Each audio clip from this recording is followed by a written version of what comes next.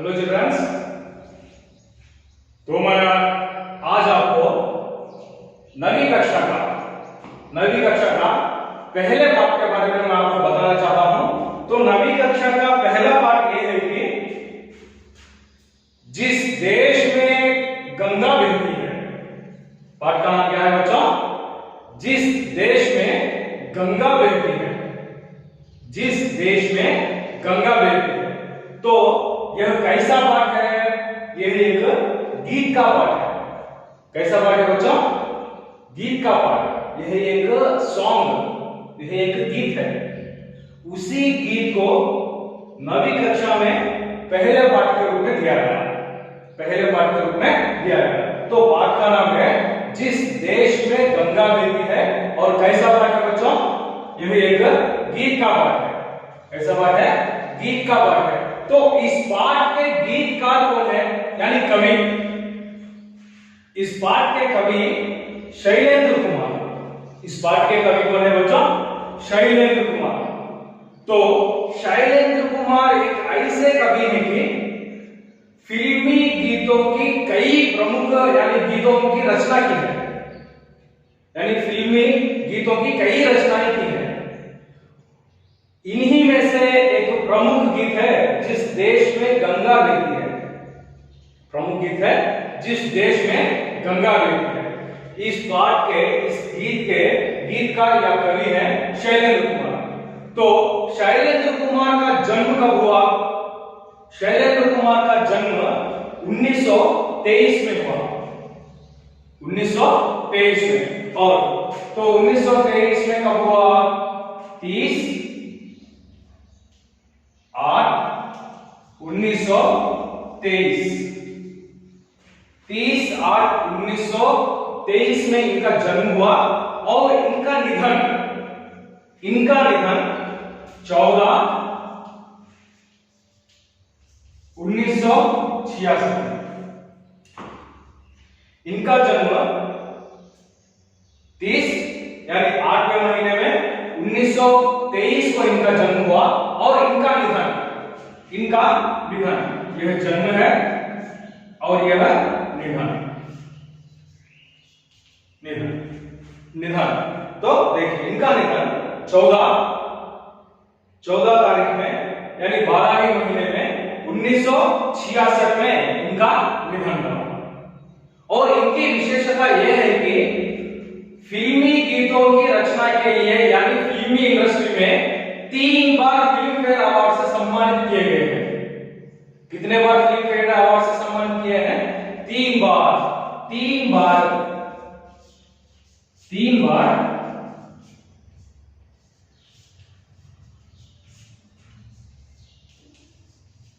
Film fair award. 3 बार film fair award से सम्मानित किए गए हैं। कितने बार बच्चों? 3 बार। कौन से अवार्ड से? फिल्म फेयर अवार्ड से सम्मानित किए गए हैं। तो और एक बात है, इस गीत के गीतकार हैं शैलेंद्र कुमार। इनका जन्म 30/8/1923 में हुआ और इनका निधन 14/12/1966 में हुआ। और इनकी विशेषता यह है कि फिल्मी गीतों की रचना के लिए यानी फिल्मी इंडस्ट्री में 3 बार फिल्म फेयर अवार्ड से सम्मानित किए गए। 3 बार फिल्म फेयर अवार्ड से सम्मानित किए गए। तो गीत के बारे में यानी इस पाठ के बारे में जानेंगे तो जिस देश में गंगा बहती है, जिस देश में गंगा बहती है, यह इस पाठ का मुख्य उद्देश्य यह है कि भारतवासी या भारतीयों के महान गुणों के बारे में बताया गया है इस गीत में। भारतवासी या भारतीयों के महान गुणों के बारे में बताया गया। महान गुण क्या क्या होते हैं बच्चों? ये बताओ। महान गुण ये होते हैं कि धर्म या अहिंसा, परोपकार या सद्भावना, ऐसे कई तरह के महान गुण किनमें होते हैं? भारतीयों। किनमें होते हैं? भारतीयों में। इस तरह के कई महान गुणों के बारे में, भारतीयों के महान गुणों के बारे में इस पाठ में बताया गया। इसीलिए हमारा एक ऐसा देश है कि हमारा एक पवित्र और महान देश है। हमारा भारत कैसा देश है? पवित्र और महान देश है। उस भारत देश में निवास करने वाले ही भारतवासी हैं। तो उस भारत यानी उस भारत में बहने वाली पवित्र नदी है गंगा नदी। उस भारत देश यानी हमारा भारत देश एक पवित्र देश है। हमारे देश में बहने वाली अत्यंत पवित्र नदी है गंगा नदी। क्योंकि हमारे देश में यानी हमारे भारत देश में गंगा को एक पवित्र नदी मानी जाती है, पवित्र नदी मानी जाती है। हमारे देश में गंगा नदी एक पवित्र नदी मानी जाती है। तो गंगा एक पवित्र नदी के समान है। तो गंगा नदी बहने वाला देश ही भारत देश है। तो बच्चों यहाँ पर ध्यान दीजिए कि गंगा नदी बहने वाला देश भारत देश, उस देश में निवास करने वाले हैं भारतवासी। उस देश में निवास करने वाले हैं भारतवासी। गंगा नदी एक पवित्र नदी है।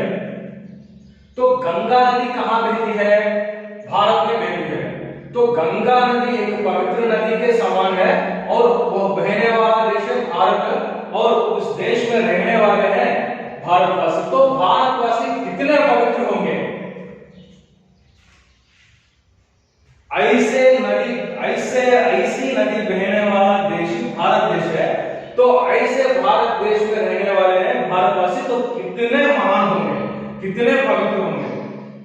तो ऐसे ही महान गुणों को अपनाना चाहिए। धर्म हो, अहिंसा हो, न्याय हो, परोपकार हो, सद्भावना हो, ऐसे महान गुणों को अपनाना चाहिए। हर एक भारतीय। तो इसका मैं आपको एक बात तेलुगु में बताऊंगा। गंगा नदी అనేది పవిత్రమైనటువంటి నది. అలాంటి పవిత్రమైనటువంటి నది ప్రవహించేటువంటి దేశం భారతదేశం. అంటే భారతదేశం అంటే గంగా నది అనేటువంటిదే పవిత్రమైనటువంటి దేశము. అలాంటి పవిత్రమైనటువంటి నది అంటే అది ఏ దేశంలో ప్రవహిస్తుంది అంటే భారతదేశంలో. అంటే ఆ దేశంలో ఉన్నటువంటి వాళ్ళు భారతీయులు అనేటువంటి వాళ్ళు ఇంకెంత పవిత్రమైన వాళ్ళు అనేటువంటి చెప్పడమే लेसन का मुख्य उद्देश्य। इसी के बारे में बताना ही इस पाठ का मुख्य उद्देश्य है। भारतीयों का महान गुणों के बारे में, यानी यह एक महान नदी है, हमारा देश महान देश है, ऐसे महान गुण रहने वाले ही भारतीय हैं। यही एक इस पाठ का मुख्य उद्देश्य। समझ में आया बच्चों? यही इस पाठ का मुख्य उद्देश्य। गंगा एक पवित्र नदी के, गंगा नदी एक पवित्र नदी के समान है, एक पवित्र समान है। उस बहने वाला देश, गंगा नदी बहने वाला देश भारत देश है। तो भारत देश में रहने वाले भारतीय कितने पवित्र होंगे, यही इस पाठ में बताया गया। और भारतीयों के महान गुणों के बारे में बताया गया है। हमारा देश भारत देश एक महान देश है, उस महान देश के बारे में बताया गया है। और उसी के साथ साथ गंगा एक महान नदी है, उस महान नदी के बारे में और उस पवित्र नदी के बारे में भी बताया गया है इस पाठ में। तो बताया गया है। उसके साथ साथ इस पाठ के कवि हैं शैलेंद्र कुमार। पाठ के कवि हैं शैलेंद्र कुमार। तो शैलेंद्र कुमार इस पाठ में इस तरह बताया गया है। ध्यान से सुनिए बच्चों पाठ के बारे में। होठों पे सच्चाई रहती है, होठों पे सच्चाई रहती है, जहां दिल में सफाई रहती है। होठों पे सच्चाई रहती है, जहां दिल में सफाई रहती है। हम उस देश के वासी हैं जिस देश में गंगा रहती है। मेहमान जो हमारा होता है वो जान से प्यारा होता है। मेहमान जो हमारा होता है वो जान से प्यारा होता है। ज्यादा का नहीं लालच हमको, थोड़े में गुजारा होता है। ज्यादा का नहीं लालच हमको, थोड़े में गुजारा होता है।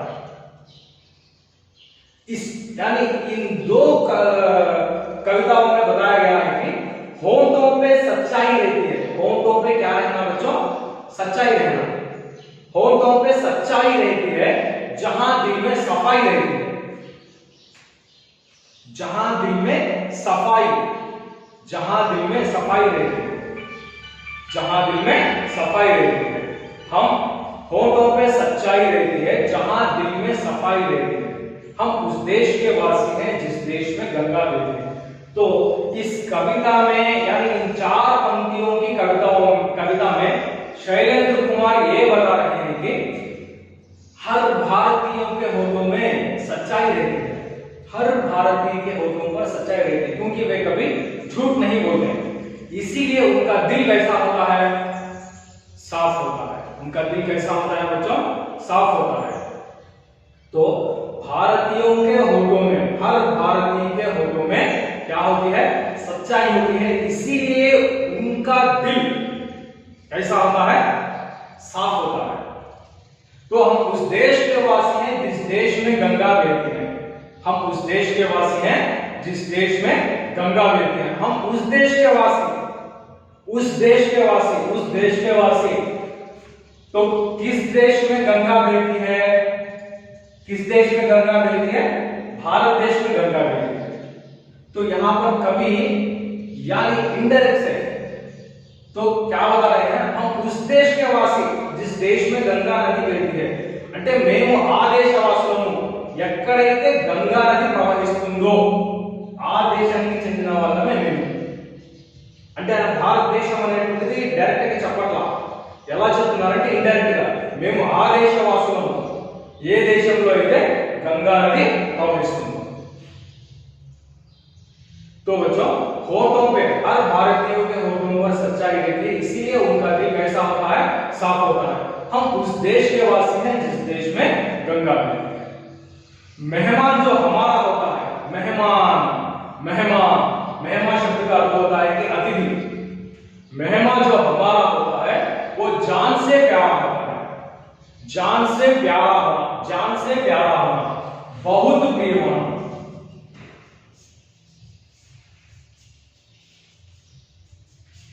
जान से प्यारा होना मुहावर का अर्थ है बहुत प्रिय होना।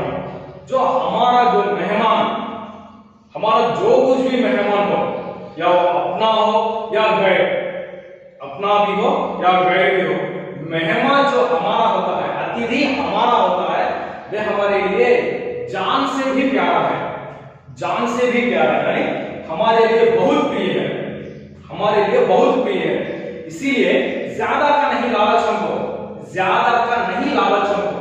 लालच शब्द का अर्थ होता है कि अत्याशा। लालच शब्द का अर्थ होता है कि अत्याशा।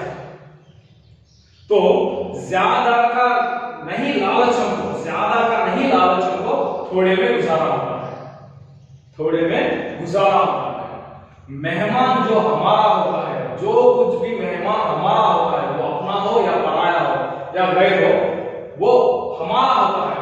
इसीलिए वे हमारे जान से भी प्यारा है। మా ప్రాణం కంటే ఎక్కువ ఆ అతిథి అనేవారు. అందుకే మాకు ఎక్కువగా స్వార్థం అనేటువంటిది లేదు. ఉన్నటువంటి దాంట్లోనే మేము గడుపుతాము. మా దగ్గర ఎంతైతే ఉందో దాంట్లోనే మేము మా యొక్క జీవితాన్ని మేము గడుపుతాము. तो इस 4 पंक्तियों में शैलेंद्र कुमार मेहमान के बारे में बता रहे हैं, मेहमान की विशेषता के बारे में बता रहे हैं। तो मेहमान की विशेषता करने वाले यानी मेहमान को सत्कार करने वाला कौन है? अतिथि को सत्कार करने वाला भारतीय। तो भारतीयों को मेहमान कैसा होता है? जान से भी प्यारा होता है। कैसा होता है? जान से भी प्यारा होता है या बहुत प्रिय होता है, बहुत प्रिय होता है। ज्यादा का नहीं लालच हमको, ज्यादा का नहीं लालच हमको, थोड़े में गुजारा होता है, थोड़े में ఉన్నటువంటి దాంట్లోనే గడిపేస్తాము, थोड़े में गुजारा होता है। समझ में आ रहा बच्चों? पहली 4 पंक्तियां भारतीयों के बारे में यानी भारतीयों के दिल कैसे होते हैं, और दूसरे 4 पंक्तियां मेहमान के बारे में। तो मेहमान यानी भारतीय मेहमान को किस तरह सत्कार करता है, किस तरह आदर करता है।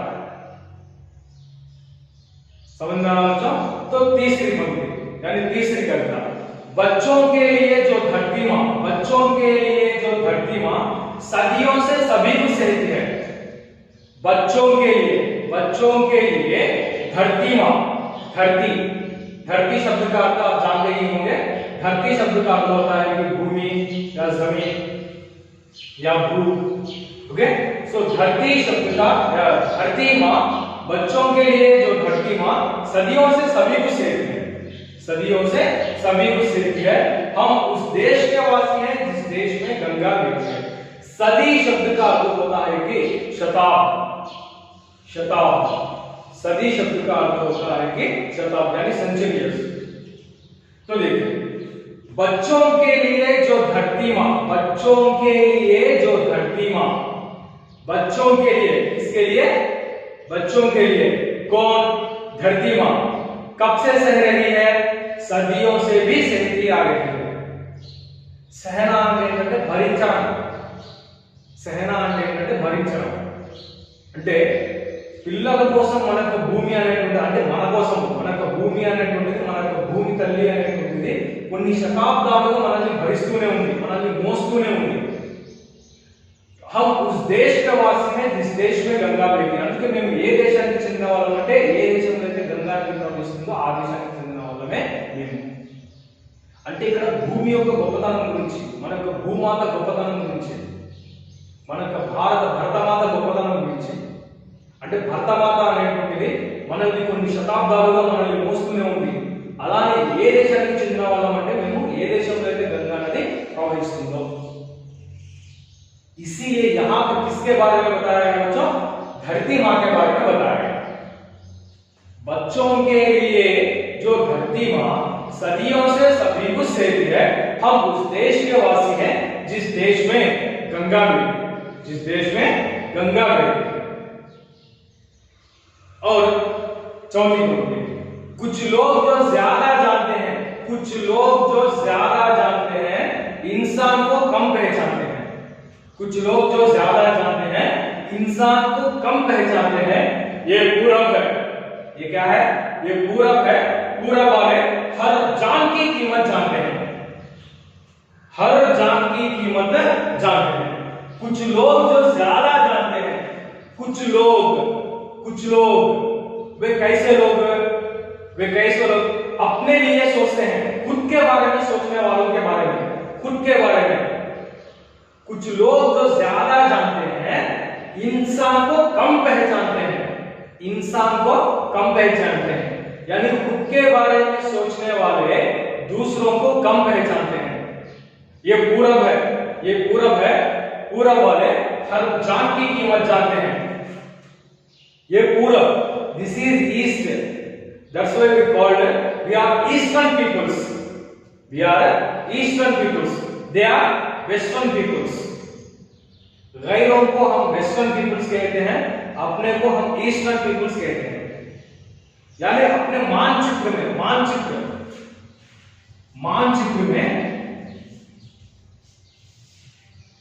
मानचित्र का अर्थ होता है कि वर्ल्ड मैप। मानचित्र का अर्थ होता है कि वर्ल्ड मैप। मानचित्र में हमारा भारत देश पूरब में है, वर्ल्ड मैप में हमारा देश पूरब में है। इसीलिए हमको पूरब वाले कहते हैं। क्या कहते हैं बच्चों? पूरब वाले कहते हैं, पूरब वाले कहते हैं, ईस्टर्न पीपल्स कहते हैं। वे हर जान की कीमत जानते हैं। तो इस चार पंक्तियों के बारे में ये है कि इसका अर्थ, कुछ लोग जो ज्यादा जानते हैं इंसान को कम पहचानते हैं। खुद के बारे में सोचने वालों को, खुद के बारे में जो लोग सोचते हैं वे दूसरों को कम पहचानते हैं। అంటే అంత ఈజీగా గుర్తించరు. తన గురించి తాను ఆలోచించేవాడు ఎదుటి వ్యక్తిని తక్కువ చేసి చూస్తాడు. मगर हम भारतीय वैसे नहीं हैं, हम भारतीय वैसे नहीं हैं, हम पूरब वाले हैं, हम पूरब वाले हैं। ये पूरब है, ये पूरब है। पूरब वाले हर जान की कीमत जानते हैं। हम ईस्टर्न पीपल्स हैं, इसलिए हर जान की कीमत हम जानते हैं। ప్రతి ప్రాణం విలువ అంటే ఏంటో మాకు తెలుసు. ఎందుకంటే ఎదుటి వ్యక్తిని మేము ఎప్పుడు కించపరచము, ఎదుటి వ్యక్తిని ఎప్పుడు మేము తక్కువ చేసి ఎప్పుడు కూడా మేము మాట్లాడను, తక్కువ చేసి ఎప్పుడు కూడా మేము మాట్లాడము. అలాంటి వాళ్ళమే భారతీయులు, అలాంటి వాళ్ళమే మేము. ये इसका मतलब है. कुछ लोग जो ज्यादा जानते हैं इंसान को कम पहचानते हैं. ये पूरब है, पूरब वाले हर जान की कीमत जानते हैं. ये पूरब है, पूरब वाले हर जान की कीमत जानते हैं. ओके, खुद के बारे में सोचने वाले जो होते हैं वे दूसरों को, इंसान को कम पहचानते हैं. मगर हम वैसे नहीं, भारतीय वैसे नहीं, हम पूरब वाले हैं, हम पूरब वाले हैं. इसलिए हर जान की कीमत जानते हैं, हर जान की कीमत जानते हैं, हर जान की कीमत जानते हैं. तो देखें यहाँ पर शैलेंद्र कुमार ने कितना अच्छा बताया इस गीत में, भारतीयों के बारे में, यानी उनके गुणों के बारे में, और हमारे भारत देश के बारे में, और इसी तरह से गंगा नदी के बारे में इस पाठ में बताया गया. तो बच्चों ये चार पंक्ति यानी इस चार कविताओं को आप सीख लीजिए. हम अगली कक्षा में यानी अगली क्लास में बाकी के चार कविताएं देखेंगे.